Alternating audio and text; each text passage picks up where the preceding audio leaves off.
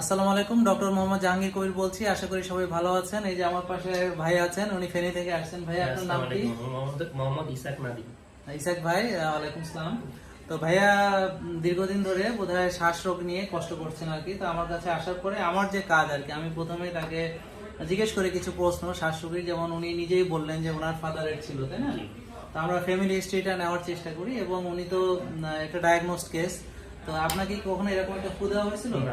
তো আসলে যে কোনো শ্বাসরোগী আসলে আমরা একটু তাকে একটু পিক ফ্লোটা দেখার চেষ্টা করি। তো ভাই একটা জোরে ফু দেন এখানে, জোরে জোরে। মাশাআল্লাহ। হ্যাঁ, তো ওনার 400 আসছে, আরো ভালো করে জোরে দিবেন। হ্যাঁ, জোরে। এবার 450 কাছাকাছি আসছে, আরো জোরে। হ্যাঁ, মোটামুটি এখানে 450 এসেছে। তো যাই হোক, আলহামদুলিল্লাহ ভালো। এটা তো এখন কোনো শ্বাসকষ্ট নাই না? আমার এমনিতে সমস্যা নাই, কিন্তু এখন ওনার সমস্যা নেই, উনি তাও এসেছেন, হয়তো আমার সঙ্গে দেখা করতে এসেছেন আর কি। জি, আমি তো প্রায় সময় আপনাকে দেখি, কখনো মানে সময় হয়ে ওঠে না যে আপনার সাথে দেখা করবো। আপনি এখন কিছু বলতে চান, বা আপনি কি মানে কোনো প্রশ্ন থাকলে করতে পারেন দর্শকদের জন্য, জোরে বলবেন। প্রশ্ন, আমি মানে স্যারকে অনেকদিন যাবত ফলো করতেছি। তো আমার এই অ্যাজমার প্রবলেমটা অনেকদিন দীর্ঘদিন ছিল।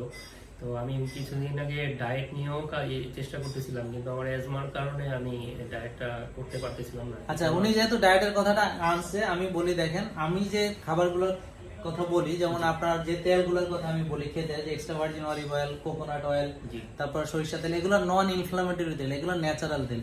আর আমি যে খাবারগুলো আপনাদেরকে সাজেস্ট করছি, যে রিয়েল ফুডগুলো, যেমন ডিম, মাছের তেল, হ্যাঁ, তারপর হচ্ছে যে মাখন, যে মানে বাদাম, ঘি, এগুলা ন্যাচারালি তৈরি হয়, দুধ থেকে এগুলা তৈরি হয়। হ্যাঁ, আর বাদামটা জানেন আপনার ভালো।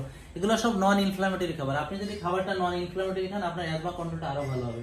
এখানে আমি প্রচুর শাকসবজি খেতে বলতেছি, এক্সট্রা ভার্জিন অলিভ অয়েল দিয়ে বেশি করে চিবিয়ে, যেটা কিনা গাট যে মাইক্রোবিয়ামস আছে গাটের ভিতরে, সেগুলাকে সে ফিট করে।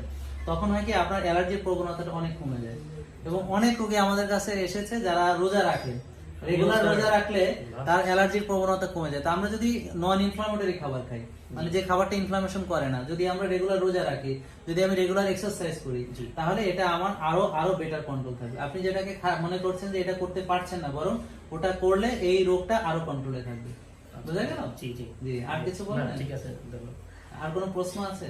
প্রশ্ন না, ঠিক আছে, তাই এইভাবে পারবেন আপনি? ইনশাআল্লাহ চেষ্টা করবো। আচ্ছা, আর কিছু বলবেন না তাহলে? সবাইকে ধন্যবাদ। সবাইকে ধন্যবাদ। সবাই আসসালামু আলাইকুম।